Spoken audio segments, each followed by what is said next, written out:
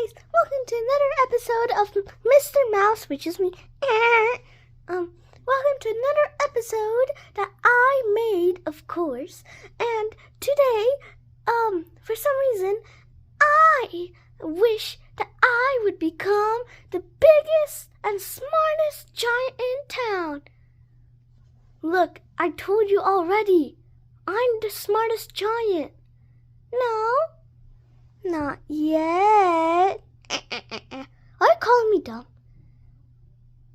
No, totally not. Come back here. Oh, also, I'm not being the book because since I found it, you know. And here it is. The smartest giant in town. Made by Julia Donaldson and Alex Sculifer. I hope I said it right. I'm sorry if I didn't.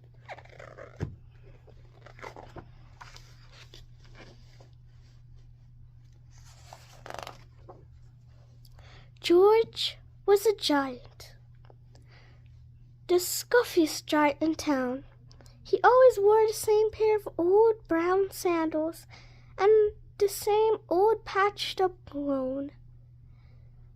I wish I wasn't the scuffiest giant in town, he said sadly.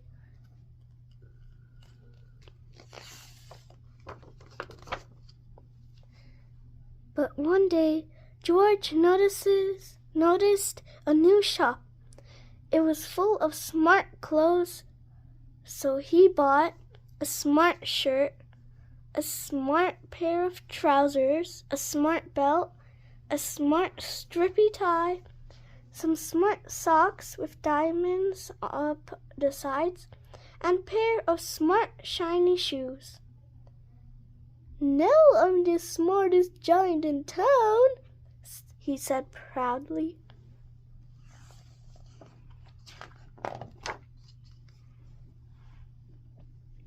George left his old clothes behind in the shop. He was about to go home when he heard a sound. On the pavement stood a giraffe who was sniffing sadly. "What's the matter?" asked George. "It's my neck," said the giraffe. "It's so long and so very cold. I wish I had a long warm scarf." "Cheer up," said George, as he took off his stripy tie. "It didn't match my socks anyway," he said, as he wound it round and round the giraffe's neck. It made a wonderful scarf. "Thank you," said the giraffe. As George stood towards home, he sang to himself, "My tie is a scarf for a cold giraffe, but look at me up and down. I'm the smartest giant in town." George came over to a river.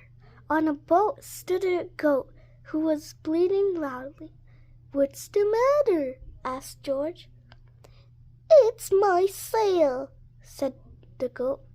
"It blew away in a storm. I wish I had a very strong new sail for my boat."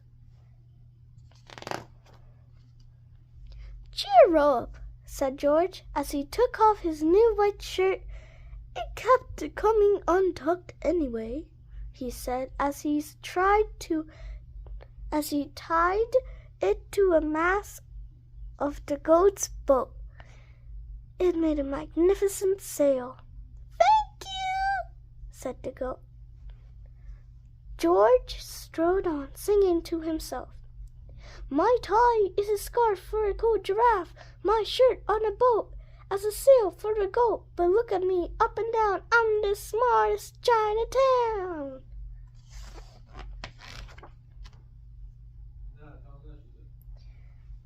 George came to a tiny ruined house. Beside the house stood a white mouse with lots of baby mice. They were all squeaking. "What's the matter?" asked George. "It's our house," squeaked the Mother Mouse. "It burned down, and now we have nowhere to live. I wish we had a nice new house." "Cheer up," said George as he took off one of his shiny shoes. "It was giving me blisters anyway," he said, as the mouse and her baby scrambled inside. The shoe made a perfect home for them. "Thank you," as they squeaked.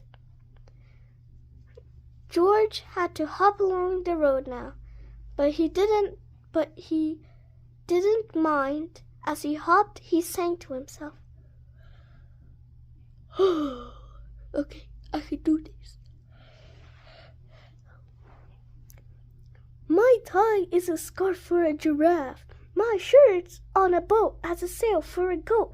My shoe is a house for a little white mouse. But look at me up and down, I'm the smartest giant in town."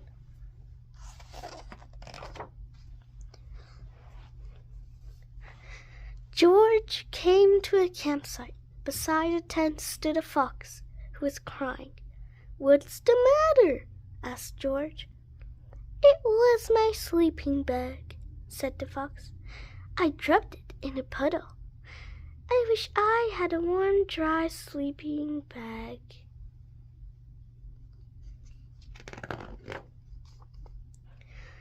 "Cheer up," said George as he took off one of his socks with diamonds on the sides.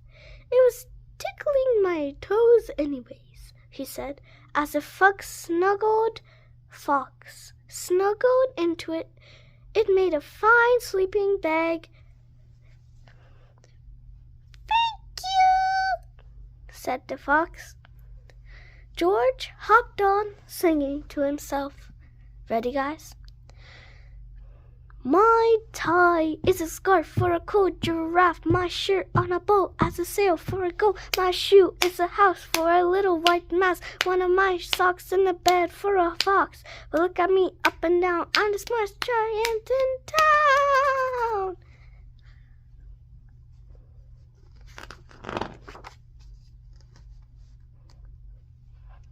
George came to a squeaky dog. Beside the bog stood a dog who was howling. "What's the matter?" asked George. "It's the bog," said the dog. "I need to get across, but I keep getting stuck in the mud. I wish there was a safe, dry path."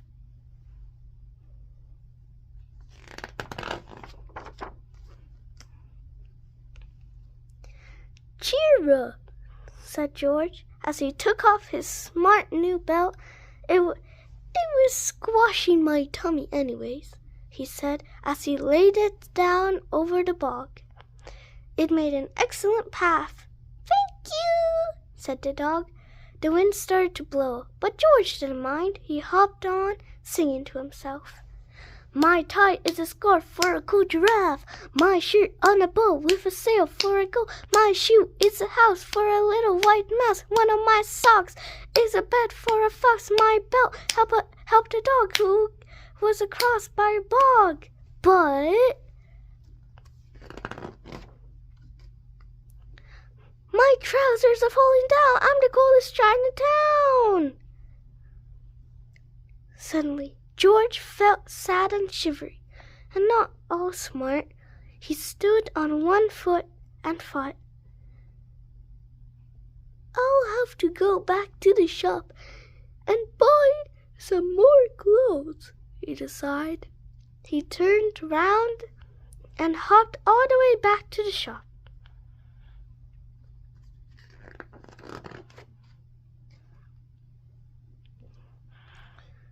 But when he got there, it was closed. "Oh no!" cried George. He sat down onto the doorstep, and a tear ran down his nose. He felt so sad as all the animals he had met on his way home. Then, out of the corner of his eye, he saw a bag with something familiar poking out of the top. George took a closer look. "My gown!" he yelled. "My dear old gown and sandals!" George put them on. He felt wonderfully comfortable.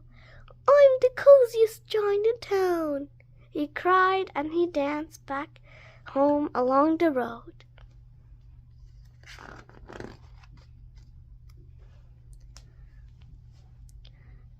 Outside his front door stood all the animals he had helped. They were carrying an enormous present. "Come on, George," they said. "Open it." George untied the ribbon. Inside was a beautiful gold paper crown and a card. "Look inside the card, George," said the animals. George put the crown on his head and opened the card.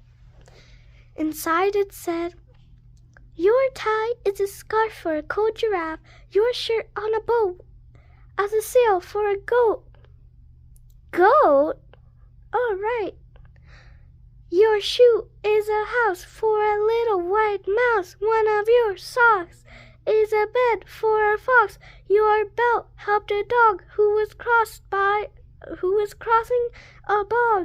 So here is a very fine crown to go with the saddles and gown of the kindest giant in town."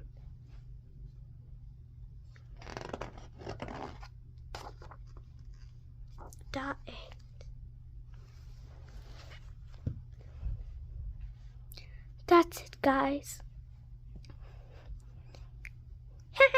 See, that's me. Well, the boy version, totally. I was out getting the milk. Anyways, guys, please like and subscribe and comment down below what video, no, I meant what book, and please comment down below what book I should do next in my video. And also, subscribe and like, comment down below, and also ring the bell. Ring, ring. Okay, bye-bye.